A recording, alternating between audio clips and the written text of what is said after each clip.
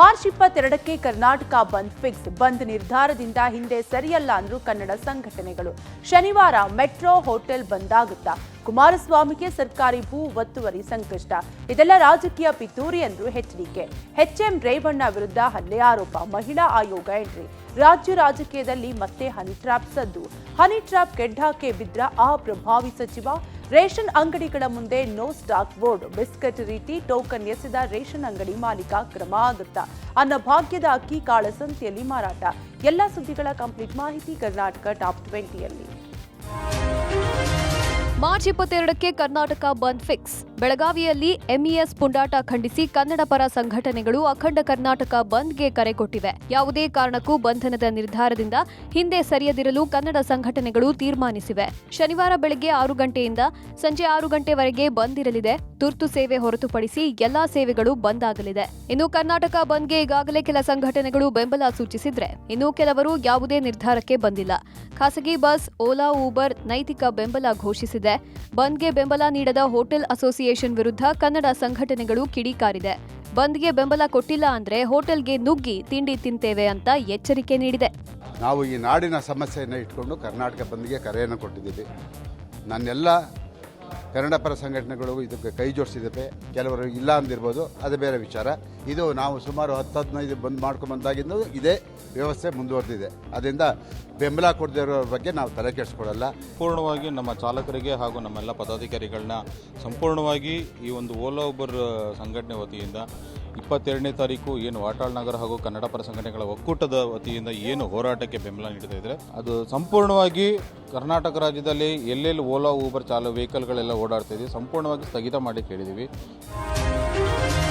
ಕೇಂದ್ರ ಸಚಿವ ಕುಮಾರಸ್ವಾಮಿ ವಿರುದ್ಧ ಬಿಡದಿಯ ಕೇತಗಾನಹಳ್ಳಿಯಲ್ಲಿ ಸರ್ಕಾರಿ ಭೂಮಿ ಒತ್ತುವರಿ ಆರೋಪ ಕೇಳಿಬಂದಿತ್ತು.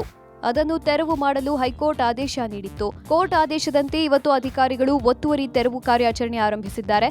ಕೇತಗಾನಹಳ್ಳಿಯ ಸರ್ವೆ ನಂಬರ್ 7, 8, 9, 10, 16, 17 ಹಾಗೂ 79ರಲ್ಲಿ ಸರ್ವೆ ಕಾರ್ಯ ನಡೆಸಿದ್ದ ಅಧಿಕಾರಿಗಳು 14 ಎಕರೆಗೂ ಹೆಚ್ಚು ಭೂ ಒತ್ತುವರಿಯಾಗಿರುವ ಬಗ್ಗೆ ವರದಿ ನೀಡಿದ್ರು.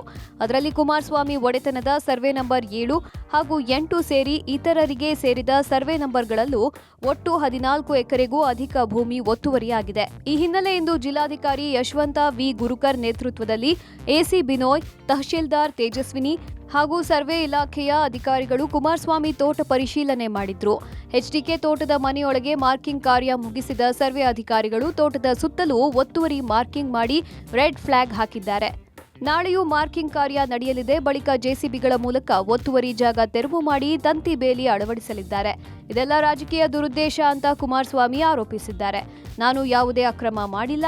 ಕಾಂಗ್ರೆಸ್ ಸರ್ಕಾರ ನನ್ನನ್ನು ಟಾರ್ಗೆಟ್ ಮಾಡ್ತಿದೆ. ಕಾನೂನು ವ್ಯಾಪ್ತಿಯಲ್ಲಿ ಉತ್ತರ ಕೊಡ್ತೀನಿ ಎಂದಿದ್ದಾರೆ. ಇವತ್ತು ನಡೀತಾ ಇರತಕ್ಕಂಥ ನಡವಳಿಕೆಗಳಿದೆಯಲ್ಲ, ಕಾನೂನಿನ ವ್ಯಾಪ್ತಿ ಒಳಗೆ ಹೋರಾಟ ಮಾಡ್ತೀವಿ. ಯಾರು ಏನು ಗಾಬರಿ ಆಗಬೇಕಾಗಿಲ್ಲ. ಆದರೆ ಒಂದು ಸತ್ಯಾಂಶಗಳನ್ನ ತಿಳಿದು ವರದಿ ಮಾಡಿ. ಮಾಜಿ ಸಚಿವ ಎಚ್ಎಂ ರೇವಣ್ಣ ವಿರುದ್ಧ ಕಾಂಗ್ರೆಸ್ ಕಾರ್ಯಕರ್ತೆ ಮೇಲೆ ಹಲ್ಲೆ ಮತ್ತು ಜಾತಿ ನಿಂದನೆ ಮಾಡಿರುವ ಆರೋಪ ಕೇಳಿಬಂದಿದೆ. ನಿನ್ನೆ ಮಧ್ಯಾಹ್ನ ಕುಮಾರಕೃಪದಲ್ಲಿ ಹಲ್ಲೆ ಮಾಡಿರುವುದಾಗಿ ದೂರುದಾರೆ ಆರೋಪಿಸಿದ್ದಾರೆ. ಮಧ್ಯಾಹ್ನ 3:30 ಸುಮಾರಿಗೆ ರೂಮ್ ನಂಬರ್ 2ರಲ್ಲಿ ರೇವಣ್ಣ ಊಟ ಮಾಡ್ತಿದ್ರು. ಈ ವೇಳೆ ಅವರನ್ನ ಭೇಟಿಯಾಗಿ ಮಾತನಾಡಿಸಲಿಕ್ಕೆ ತೆರಳಿದ್ದೆ. ಈ ವೇಳೆ ನನ್ನ ಮೊಬೈಲನ್ನು ಕಸಿದುಕೊಂಡು ಅವಾಚ್ಯ ಶಬ್ದಗಳಿಂದ ಬೈದು ಜಾತಿ ನಿಂದನೆ ಮಾಡಿದ್ದಾರೆ.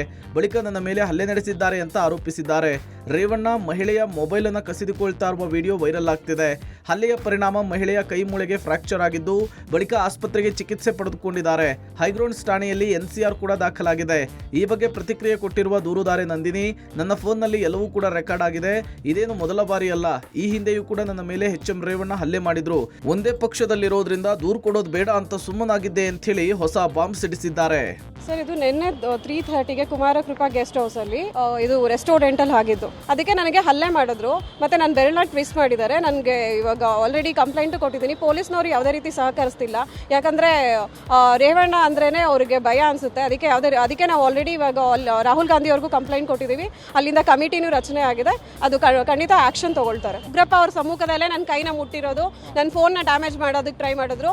ಮತ್ತೆ ನನ್ನನ್ನು ಎಳೆದಾಡಿದ್ದಾರೆ. ಅಲ್ಲಿ 20 ಜನ ಯುವ ಸಂಕಲ್ಪಕ್ಕೆ ಬಂದಿರೋ ಅವರ ಕಾರ್ಯಕರ್ತರು ಇದ್ದಾರೆ. ಆವಾಗ್ಲೂ ಇದೇ ತರ ದೌರ್ಜನ್ಯ ಆಗಿದೆ. ಇದು ರೆಸ್ಟೋರೆಂಟ್ 2 ರೂಮ್ ನಂಬರ್ 2ನಲ್ಲಿ. ರಾಜ್ಯದ ಪ್ರಭಾವಿ ಸಚಿವರೊಬ್ಬರು ಹನಿ ಟ್ರ್ಯಾಪ್ ಖೆಡ್ಡಾದಲ್ಲಿ ಸಿಲುಕಿದ್ದಾರೆ ಎಂಬ ವಿಚಾರ ರಾಜ್ಯ ರಾಜಕೀಯದ ಪಡಸಾಲೆಯಲ್ಲಿ ಭಾರೀ ಸಂಚಲನ ಮೂಡಿಸಿದೆ. ತುಮಕೂರು ಭಾಗದ ಸಚಿವರನ್ನ ಮಟ್ಟ ಹಾಕಲು ಮತ್ತೊಬ್ಬ ಪ್ರಭಾವಿ ನಾಯಕರೊಬ್ಬರು ಹನಿ ಟ್ರ್ಯಾಪ್ ಬಲೆಗೆ ಬೀಳಿಸಿರುವ ಆರೋಪ ಕೇಳಿಬಂದಿದೆ. ಇದು ಭಾರೀ ಚರ್ಚೆಗೆ ಗ್ರಾಸವಾಗಿದೆ. ಸುಸಂಸ್ಕೃತ ರಾಜ್ಯಕ್ಕೆ ಸಿಡಿ ಯೂನಿಟ್ನಿಂದ ಕೆಟ್ಟ ಹೆಸರು ಬಂದಿದೆ. ಸಿಡಿ ರಾಜಕಾರಣ ಮಾಡೋರಿಗೆ ಛೀಮಾರಿ ಹಾಕಬೇಕು ಎಂದು ಕಾಂಗ್ರೆಸ್ ಹಿರಿಯ ನಾಯಕ ಬಿಕೆ ಹರಿಪ್ರಸಾದ್ ಆಕ್ರೋಶ ಹೊರಹಾಕಿದ್ದಾರೆ.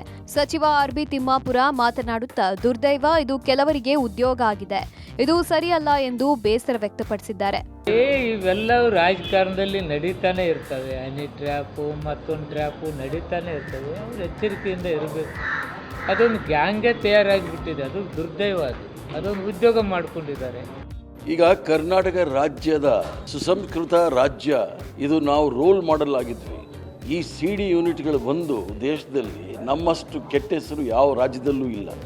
ವಲಸು ರಾಜಕಾರಣ ಮಾಡ್ತಾ ಇರೋರಿಗೆ ಜನ ಚಿಮಾರಿ ಆಗ್ತದೆ. ಅನ್ನಭಾಗ್ಯ ಯೋಜನೆ ಕಳೆದೆರಡು ತಿಂಗಳ ಅಕ್ಕಿಯನ್ನ ಈ ತಿಂಗಳು ವಿತರಿಸುವುದಾಗಿ ಸರ್ಕಾರ ಹೇಳಿದೆ. ಅದರಂತೆ ವಿತರಣೆ ಮಾಡಲಾಗ್ತಿದೆ. ಆದರೆ ಬಹುತೇಕ ನ್ಯಾಯಬೆಲೆ ಅಂಗಡಿಗಳಲ್ಲಿ ಅಕ್ಕಿ ದಾಸ್ತಾನಿಲ್ಲ. ಹೀಗಾಗಿ ರೇಷನ್ ಅಂಗಡಿಗಳಲ್ಲಿ ನೋ ಸ್ಟಾಕ್ ಬೋರ್ಡ್, ಅಕ್ಕಿ ದಾಸ್ತಾನು ಬಂದ ಮೇಲೆ ವಿತರಣೆ ಮಾಡ್ತೀವಿ ಅನ್ನುವ ಬೋರ್ಡ್ ರಾರಾಜಿಸ್ತಿದೆ. ಬೆಂಗಳೂರಿನ ಅಬ್ಬಿಗೆರೆ ನ್ಯಾಯಬೆಲೆ ಅಂಗಡಿಗೆ ಬಂದ ಪಡಿತರ ಕಾರ್ಡುದಾರರನ್ನ ಅಂಗಡಿ ಮಾಲೀಕ ಭಿಕ್ಷುಕರಂತೆ ಕಂಡಿದ್ದಾರೆ. ನೋ ಸ್ಟಾಕ್ ಬೋರ್ಡ್ ಮಧ್ಯೆ ಅಕ್ಕಿಯನ್ನು ಪಡೆಯುವುದಕ್ಕೆ ಜನ ಮುಂದಾದಾಗ ರೇಷನ್ ಅಂಗಡಿಯ ಮಾಲೀಕ ಬಿಸ್ಕೆಟ್ ಕೊಟ್ಟಂತೆ ಟೋಕನ್ ವಿತರಿಸಿದ್ದಾರೆ. ಅಲ್ಲದೆ ಉಚಿತ ಅಕ್ಕಿಗೆ 50 ರೂಪಾಯಿ ವಸೂಲಿ ಮಾಡಿದ್ದಾನೆ. ಯಾಕೆ ಅಂತ ಪ್ರಶ್ನಿಸಿದ್ರೆ ಸೋಪು ಮತ್ತು ಗೋಣಿ ಚೀಲಕ್ಕೆ ತೆಗೆದುಕೊಳ್ತಿದ್ದೇನೆ ಅಂತ ಹೇಳಿ ಸಮಜಾಯಿಷಿ ಕೊಟ್ಟಿದ್ದಾನೆ. ಅಕ್ಕಿ ಇದೆ, ಕೇಂದ್ರ ಸರ್ಕಾರ ಅಕ್ಕಿ ಕೊಡಕ್ಕೂ ತಯಾರಿದೆ, ಹಣ ಕಟ್ಟಿದ್ದೀವಿ.